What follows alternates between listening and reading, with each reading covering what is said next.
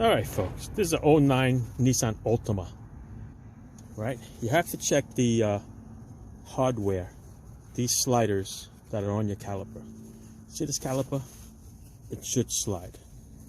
See how it slides? I'm going to show you better on the other side, okay?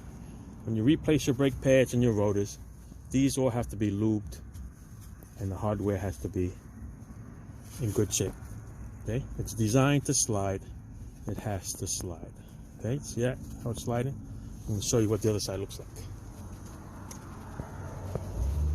This side was frozen.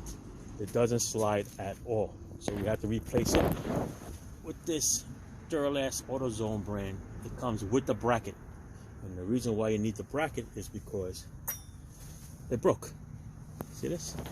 This must have been so frozen inside that bracket that it snapped off. You can actually see the broken part in there. Okay?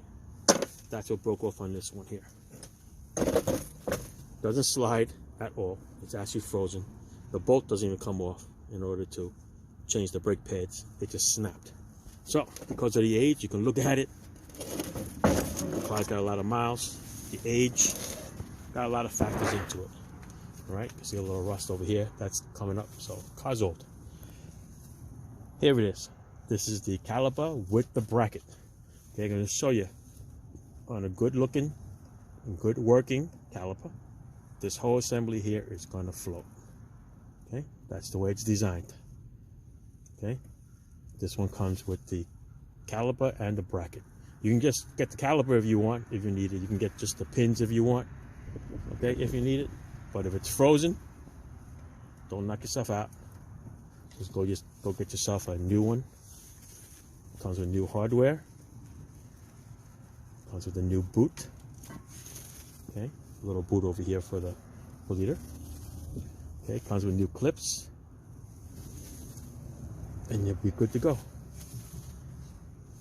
All right, like I said, see, the whole assembly has to slide. It's designed that way. That's the way it's supposed to be. All right, that's about $75 plus tax. Then it's a court charge. They want the old one back. All right. That's it. Ciao.